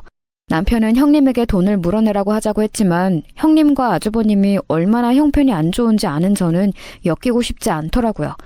괜히 돈을 달라고 했다가 제가 또 무슨 소리를 들을지 몰랐습니다. 하지만 그렇다고 용서하고 싶지도 않았어요. 그래서 그 사건이 있고 나서 저는 시댁에 한동안 발길을 끊었습니다. 시댁에 가면 형님의 얼굴을 봐야 하니까요. 시어머니도 가방 사건 이후로 제게 너무 미안하다고 말씀하시면서 저를 이해해 주셨어요. 그렇게 2년이 흘렀습니다. 2년 동안 저는 따로 가서 시댁 밖에서 시어머니 얼굴만 보고 오고 그랬어요. 형님이 사과하며 숙일 생각이 있었는데 절대 사과하지 않더라고요. 결국 아주버님과 남편의 중재로 화해 아닌 화해를 둘이 하게 되었습니다. 그래도 가족이니까 평생 안 볼 수는 없지 않냐는 말에 저도 한 발짝 물러나게 되었죠. 한편 저는 결혼하고 아이가 생기지 않아 너무 고민이었습니다. 아이를 가지는 게 제가 직업이 무용수라 망설였던 것도 물론 맞아요. 임신하고 출산까지 그 몸으로 절대 공연할 수가 없으니까요. 그래서 결혼 전도 그렇고 신혼 때도 참 걱정이 많았습니다. 남편과 대화도 많이 했는데 결국 아이를 가지기로 약속했어요. 남편은 제게 한결같이 다정했고 너무 좋은 사람이거든요. 이런 남편이 있다면 육아도 쉬울 것 같았습니다. 친정 부모님도 제가 아이를 계획하고 있다고 하니까 너무 좋아하셨어요. 그렇게 임신을 준비했는데 알고 봤더니 제가 난임이더라고요. 자연으로 시도해도 되지 않아 산부인과에 갔더니 시험관 수술을 권유하셨습니다. 시험관이 여자 몸에 안 좋은 것은 아시죠? 제가 만약 일반인이면 몰라도 저는 직업이 몸을 쓰는 직업이잖아요. 그래서 시험관을 앞두고도 고민을 남편과 얼마나 많이 했는지 몰라요. 친정엄마는 제가 시험관으로 아이를 가질 준비를 한다고 하니 반대하셨습니다. 자연적으로 하는 것도 아니고 제 몸을 상하게 하면서까지 아이를 가지는 것은 싫다고 하셨어요. 하지만 원래 하지 말라고 하면 더 하고 싶은 것이 사람 마음이잖아요. 결국 남편과 저는 시험관을 시도하게 되었습니다. 한 번을 시도해서 되면 좋았을 텐데 총 3번을 해도 생기지 않았어요. 아이를 준비하며 저는 중요한 공연도 포기하고 임신에만 집중했습니다. 그런데도 소식이 없으니 점점 슬퍼졌어요. 이러다 사건이 하나 발생하게 되었습니다. 명절이라 시댁에 갔는데 시어머니에게 임신과 관련해서 말을 하고 있었어요. 시어머니는 절대 부담 갖지 말고 마음을 편하게 먹으라고 하셨습니다. 제가 무용수기도 하고 또 무조건 제 건강이 1순위라고 하셨어요. 그런 어머니의 말씀에 마음을 편하게 먹으려고 했는데 형님이 또 가만히 있지 않더라고요. 동서 식습관이 잘못된 거 아니야?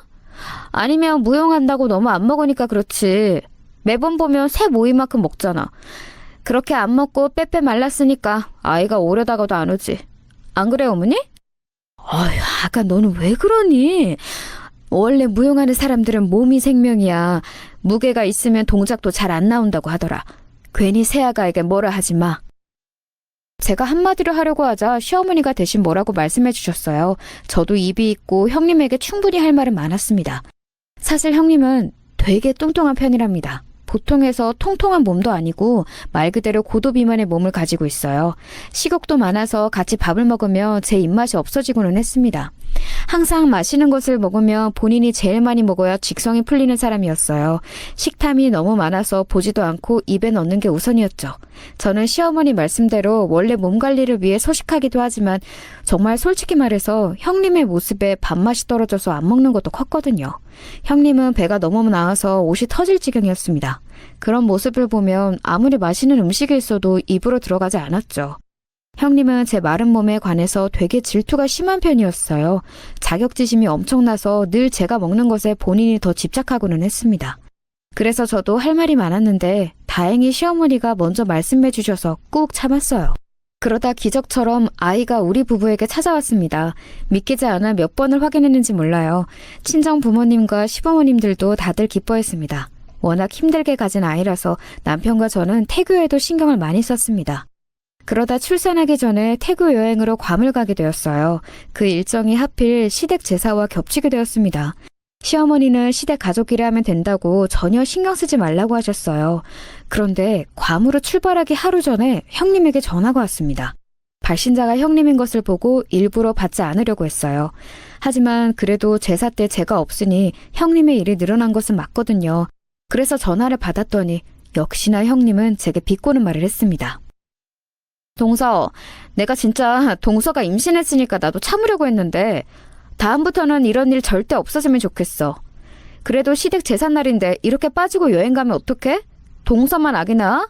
나도 아기 낳아서 아는데 벌써 아이 낳기 전에 그렇게 유난 부리면 안 돼. 네. 일단 저도 일정이 이렇게 겹칠 줄은 몰랐어요. 그건 제가 너무 죄송해요. 그런데 일부러 그런 것은 절대 아니니까 오해하지 마세요. 제가 여행 끝나고 오면서 형님 선물도 사올게요. 어머, 동서, 내가 무슨 선물을 받고 싶어서 이런 말을 한 줄 알아? 누가 들으면 그런 줄 알겠다. 아무튼 시댁 일이 항상 우선이라는 거 절대 잊지 마. 이번이 마지막이야. 형님은 본인 할 말을 하더니 전화를 또 끊었습니다. 저는 전화를 끊고 남편에게 형님이 원래 저러는지 물어봤어요. 알고 봤더니 형님은 본인 친정하고 인연을 거의 끊었다고 하더라고요. 그래서 시댁에 저렇게 집착하는 건가 싶었습니다. 웃긴 것은 시어머니는 항상 제 편의를 봐주려고 하셨어요. 형님은 자기 피가 섞인 가족도 아닌데 항상 제게 시댁에 잘해야 한다고 하셨습니다. 그러면서 본인이 딱히 시부모님을 극진하게 모시는 것도 전혀 아니었죠. 이런 상황에서 저는 여행을 다녀오고 출산까지 하게 되었습니다. 아이를 낳으니 저는 확실히 예전보다 몸의 상태가 좋지 않더라고요. 그래도 아이를 낳은 기쁨이 훨씬 컸습니다. 친정 부모님도 제가 아이를 낳으니까 얼마나 기뻐하셨는지 몰라요. 우리 부부의 첫째 아이의 성별은 딸이었습니다. 어렸을 때부터 저랑 닮은 딸을 낳는 게 소원이었던 저는 딸을 낳고 이 세상을 다 얻은 기분이 들었어요. 가까이 사는 친정 부모님의 도움으로 산후조리도 잘했습니다. 앞으로 남은 인생은 딸을 위해 살고 싶었어요. 자식이라는 존재가 이렇게 소중한 줄 그때 처음 알게 되었습니다. 그리고 저는 형님과 더 부딪히게 되었어요. 첫 번째 사건은 바로 아기가 100일을 갓 지났을 때 일어났습니다. 요즘 아무리 100일 잔치를 안 한다고 해도 저는 꼭 하고 싶더라고요. 어렵게 가진 아이라서 애착이 크기도 했고 친정에서 돈 걱정은 없이 아이에게 하고 싶은 것은 다 해주라고 했습니다. 그래서 100일 잔치를 호텔에서 계획하게 됐어요. 당연히 시댁 가족들까지 불러서 호텔에서 맛있는 음식도 먹으면서 아이 100일을 축하했습니다. 그런데 그날 형님이 우리 아이를 자꾸 만지는 거예요. 그냥 예쁘다고 만지는 게 아니고 음식을 먹다가 손가락에 기름이나 양념을 묻힌 채로 얼굴을 쓰다듬더라고요. 그래서 예민하게 신경을 곤두세우고 있었는데 제가 잠시 한눈을 판 사이에 형님이 아이에게 다가갔어요. 급하게 뒤따라가는데 아이가 자지러지게 울더라고요. 무슨 일인가 싶어 봤더니 아이 볼에 손톱 자국이 있었습니다. 양념과 같이 볼에 생채기가 난 모습에 너무 속상해서 그 자리에서 형님에게 따졌어요.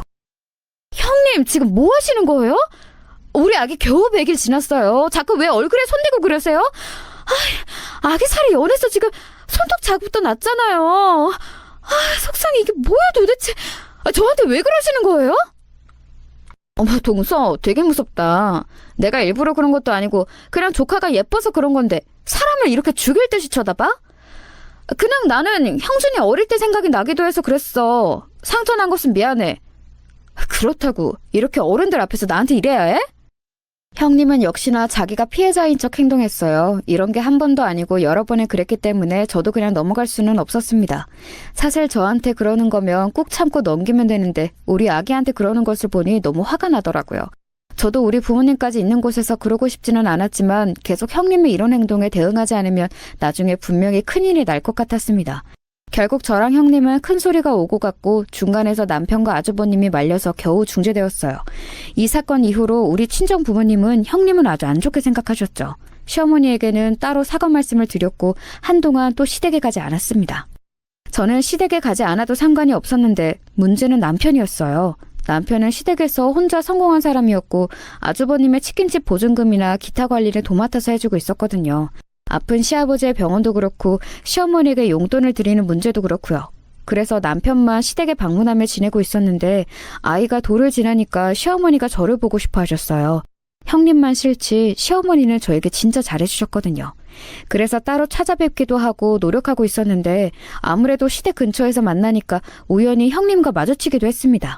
시어머니는 그래도 가족이니까 서로 얼굴 붉히지 말고 지내길 원하셨어요. 형님이 좋아서가 아니고 시어머니를 보고 저는 다시 시댁에 가게 되었습니다.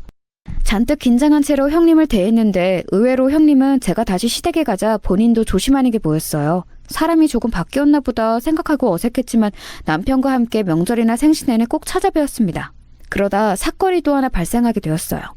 시조카가 심하게 말썽을 부리고 유난히 산만하다고 느끼긴 했었거든요. 시댁에 갈 때마다 정말 정신이 하나도 없었고 도대체 1초도 가만히 있지 못하는 것을 보면서 아들은 다 저런 건가 오해하기도 했어요. 말도 느리고 행동은 과격해서 속으로 혹시 문제가 있는 건 아닌가 걱정하기도 했습니다. 그런데 그 걱정이 현실로 나타났어요. 유난히 산만하다고 느낀 시조카가 발달장애 판정을 받게 되었거든요.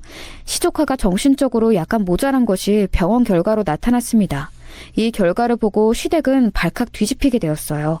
형님은 본인 아들이 장애가 있다는 것을 전혀 인정하지 못했거든요. 그러면서 제가 시댁에 가면 자꾸 저를 잡고 화조연하고 심지어 우리 딸을 걸고 넘어갔습니다.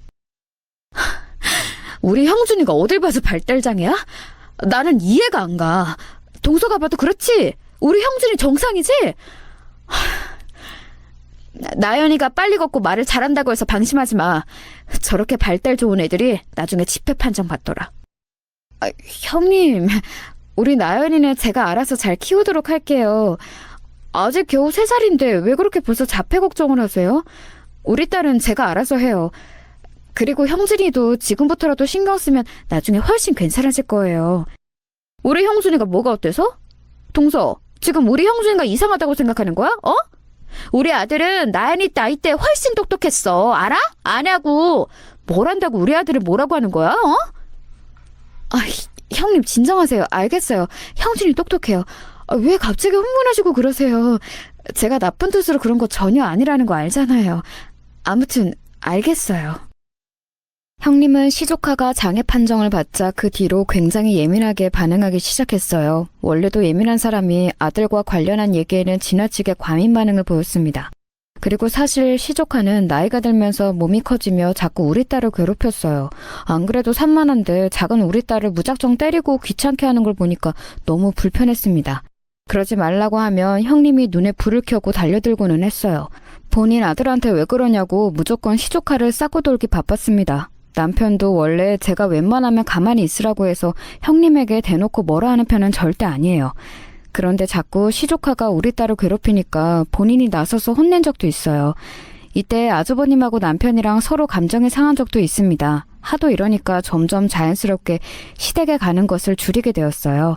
가도 우리 딸을 친정에 맡기고 간 적도 있습니다. 시어머니가 서운해하셨지만 저는 우리 아이를 지켜야 하니까 어쩔 수 없었어요. 이런 상황에서 시간은 흘러서 우리 아이가 유치원에 입학하게 되었습니다. 그동안 시조카는 전혀 나아지지 않고 오히려 더 증상이 심해졌어요. 너무 산만해서 학교에서도 친구들이 안 놀아준다고 하더라고요. 이미 증상을 고칠 시기는 지났다고 병원에서 말했다고 합니다. 그런데도 형님은 시조카는 정상이라고 병원이나 기관이 이상하다고 억울해했죠. 몸집이 커지면서 우리 딸을 괴롭히는 것도 늘어나서 저도 딱 필요한 때만 시댁에 가기 시작했어요. 그러다 한 가지 사건이 터지게 되었습니다. 바로 우리 딸이 똑똑해서 영재 소리를 듣자 형님이 대놓고 질투하기 시작했어요. 이번에 우리 나연이가 영어 말하기 대회에서 금상을 탔다며? 세상에, 이렇게 예쁜데 똑똑하기까지 하네. 우리 나연이 나중에 커서 서울대 가겠다. 그렇지? 엄마랑 아빠 유전자가 워낙 좋으니까 딸도 똑똑하네. 어머니, 그러면 우리 형준이는 저랑 남편의 유전자가 별로라서 그렇다는 건가요? 우리 형준이 어떤 상태인 줄 알면서 어떻게 그런 말 하세요? 똑같은 손주잖아요. 대놓고 차별하면 어떡해요? 게다가 형준이는 같이 살고 있잖아요. 아니, 내가 차별하는 게 아니고 나연이가 기특해서 그렇지. 우리 형준이도 내가 얼마나 사랑하는데. 내가 그래서 발달센터도 데려가고 많이 노력하는 거 알잖아. 응? 내가 미안하다. 화 풀으렴. 우리 딸이 자라면서 영어나 미술, 음악 등 예체능 쪽으로도 상당히 두각을 드러냈어요. 저는 어린 우리 딸이 최대한 많은 경험을 하면 좋겠다고 생각했습니다. 그래서 일부러 해외도 많이 데리고 다녔고 친정 부모님과 같이 뮤지컬이나 공연도 보러 다녔어요. 시간이 나면 박물관이나 전시회도 데리고 다녔죠. 그러다 보니 우리 딸은 친구들과 비교해도 말도 잘하고 상당히 똑똑한 편이었습니다. 유치원에서 대놓고 영재 같다고 하시면서 기관에 데려가라고 하셨죠. 실제로 대회에 나가서 상을 탄 적도 아주 많아요. 이걸 시댁에 가서 말하면 시어머니가 우리 딸을 칭찬하셨어요. 그러면 형님은 조금이라도 우리 딸이 듣는 칭찬을 그냥 넘기지 못했습니다. 그리고 한 가지 더 형님이 제가 질투하는 부분이 있었어요. 제가 아이를 낳고 한동안 육아하느라 공연에 서지 못했거든요. 하지만 평생 무용을 했던 저는 무대에 다시 오르고 싶었습니다.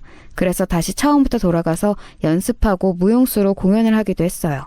무용수에게 몸 관리는 필수니까 당연히 식단 관리를 하기도 했습니다.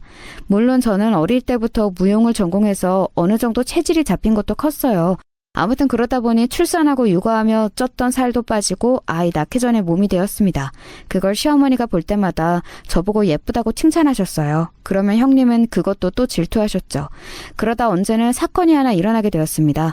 그날은 시어머니의 생신이라 시댁 식구들과 같이 뷔페에 갔어요. 저는 곧 공연이 있기도 했고 또 그날 별로 먹고 싶지 않아 조금만 먹고 있었어요. 그랬더니 형님이 그런 저를 보고 자꾸 뭐라 하더라고요. 동서, 그래도 어머니 생신이잖아. 그렇게 깨작거릴 거면 오지를 말던가. 다들 맛있게 먹는데 혼자 그렇게 물만 마시면 어떡해? 분위기를 맞추는 것도 예의야. 알겠어? 응? 아니다. 나는 괜찮아. 아마 공연이 얼마 남지 않아서 그런가 본데 나는 괜찮아. 여기까지 와서 자리에 있는 것도 나는 고맙다. 형님이 자꾸 저를 쳐다보면서 먹나 안 먹나 감시하듯 보니까 남편도 옆에서 화가 나는지 무슨 말을 하려고 하더라고요. 저는 그런 남편에게 참으라고 했어요. 그냥 진짜 형님하고는 이제 엮이기가 싫었거든요. 그리고 아주버님이 우리 부부에게 술을 마시고 했던 말이 있습니다. 형님이 갈수록 심해져서 정신병원에도 강제로 입원시키기도 했대요. 아주버님이 볼 때 증상이 심각해서 병원에 가라고 해도 본인은 멀쩡하다고 우기고 있다고 하더라고요. 조울증이 너무 심해서 시조카의 증상도 나아지지 않는다고 우는 소리를 한 적이 있어요. 그래서 괜히 엮이기 싫었던 저는 최대한 무시하고 있었습니다. 그리고 대망의 사건이 발생하게 되었어요. 며칠 뒤에 제가 복귀하고 중요한 무대가 있었습니다. 공연이 꽤 큰 편이고 저도 오랜만에 이런 큰 공연에 서서 감회가 남달랐어요. 그런데 하필 그날이 세댁 제삿날하고 겹쳤더라고요. 시어머니는 정말 괜찮으니 공연 끝나고 오지 않아도 된다고 하셨습니다. 하지만 저는 제가 가지 않으면 시어머니가 혼자 제사를 준비하는 것을 알고 있었어요. 형님은 어느 순간부터 집안일을 하나도 하지 않았거든요. 차마 시어머니가 그렇게 고생하는 것을 볼 수 없었던 저는 공연이 끝나고 남편하고 같이 시댁을 가기로 했습니다. 대망의 공연날이 되었고 무사히 공연을 마친 저는 남편의 차를 타고 시댁으로 향했어요. 시어머니는 수고했다며 우리 부부를 맞아주셨습니다. 역시나 혼자 하나부터 열까지 다 준비하고 계셨더라고요. 안쓰러운 시어머니를 도와 대충 정리하고 너무 피곤했던 저는 그만 그대로 잠자리에 들었습니다. 새벽부터 일어나서 공연하고 시댁에 오느라 잠이 부족해서 그런지 자리에 눕자마자 그대로 기절하다 잠들었어요. 그러다 무슨 소리가 들려서 잠에서 깼습니다. 도대체 어떤 일이 일어나는지 아세요? 저는 너무 깜짝 놀랐어요. 아직도 이날을 생각하며 소름이 돋고는 합니다. 야, 너 미쳤냐? 진짜 내가 어디까지 하나 지켜보려고 했더니 우리 아내한테 뭐 하는 짓이야, 어? 형수면 다야? 아우, 진짜. 형! 이혼하라고 내가 몇 번을 말해. 이혼해! 형은 할 만큼 했어. 도대체 형수님하고 언제까지 살 건데? 이거 놔요, 이거 놔! 이렇게 시댁을 우습게 하는 며느리는 필요 없어. 동서, 일어나. 이게 다 너 때문에 일어난 일이잖아. 너 같은 개념 없는 년은 죽어야 해. 나 놓으라고! 너무 곤히 잠들어 있던 저는 눈을 뜨고 이게 무슨 상황인지 인지하지 못했습니다. 시끄러운 소리에 시어머니도 달려오시고 시댁은 초토화가 되었어요. 알고 봤더니 형님이 잠든 제 머리를 바리깡으로 밀어버린 거예요. 여러분, 이게 말이 된다고 생각하세요? 그걸 잠기가 밝은 우리 남편이 발견하고 형님의 손을 잡고 따지던 상황이었죠. 저도 원래 잠기가 밝은데 그날은 너무 피곤해서 머리를 미는데도 모르고 자고 있었던 거였어요. 다행히 다 밀기 전에 남편이 제지해서 머리는 완전히 밀리지는 않았습니다. 형님은 남편이 말리자 오히려 당당하게 모든 것이 제 잘못이라고 하더라고요. 형님! 도대체 저한테 왜 이러시는 거예요, 네? 제가 뭘 그렇게 잘못했다고 저한테 이러시냐고요? 저도 참을 만큼 참았어요. 더는 못 참아요. 제가 형님한테 잘못한 게 있으면 몰라요. 그것도 아니잖아요. 시끄러워. 나는 네가 싫어. 싫다고. 죽으라고! 형님은 최후의 발악이라도 하는 듯 난리를 치기 시작했어요. 아주버님은 그런 형님을 보고 한숨을 쉬기 시작했습니다. 그러자 우리 남편이 그런 아주버님을 보고 당장 이혼하라고 재촉했어요.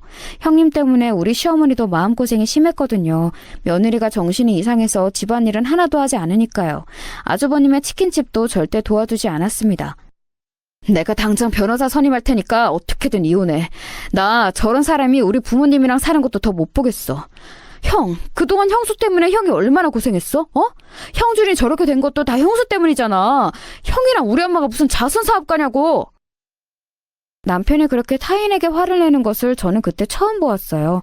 실제로 남편은 웬만하면 남에게 싫은 소리를 못하는 성격이거든요. 그런 남편이 형님에게 진심으로 화를 내는 모습에 저도 그렇지만 아주버님도 놀란 눈치였습니다. 나중에 들은 건데 아주버님도 저런 형님하고 사느라 고생이 참 많았다고 해요. 시조카의 증상이 점점 나빠진 것도 죄다 형님 때문이었죠. 그렇게 남편은 진짜로 서울에서 유명한 법무법인을 찾아가서 변호사를 선임했어요. 그리고 아주버님의 이혼 소송을 모두 남편 돈으로 진행하게 되었습니다. 막상 이혼 절차를 밟으니 아주버님은 홀가분한 기분이 들었다고 남편에게 말했대요. 시어머니도 그동안 제게 말은 못했지만 힘들었다고 정말로 큰 며느리를 내보낼 수 있냐고 하더라고요. 얼마나 시댁 식구들이 형님 한 명 때문에 그렇게 고통을 받았는지 몰라요. 형님은 당연히 이혼할 수 없다고 우겼어요. 이혼은 무슨 이혼 못해. 내가 왜 이혼해야 해? 이게 다 전현 때문이야. 동서가 시집 오고 시댁이 변했어. 이건 다 동서를 내보내야 해. 그러면 모든 것이 정상으로 돌아올 거야. 어머니, 빨리 저 못된 동서를 내보내요. 형님은 급기야 이혼 소송이 끝나고 서류상으로 완전히 남이 되었는데도 시댁에서 나가지 않았어요. 결국 아주버님과 남편이 형님의 친정에 연락해서 데려가라고 했죠. 웃긴 것은 친정에서도 형님을 데려가기 싫어했다는 거예요. 결국 지금은 정신병원에 입원했다고 합니다. 이 사건이 있고 시댁의 분위기는 훨씬 좋아졌어요. 놀라운 것은 다른 곳보다 바로 시조카예요. 시조카는 증상이 예전보다 너무 좋아졌거든요. 확실히 병원과 기관의 도움을 받으니까 정상인은 아니어도 예전처럼 심각한 수준은 벗어났습니다. 그리고 저는 지금 알터니가 빠진 기분이 들어요. 시댁에 갈 때도 이제 머리 아픈 것은 전혀 없어요. 오히려 시어머니를 볼 생각에 신이 난 채로 가고 있답니다. 여러분, 여기까지가 제가 준비한 사연이에요. 재밌게 들으셨나요? 끝까지 들어주셔서 정말 감사합니다. 다들 행복하세요.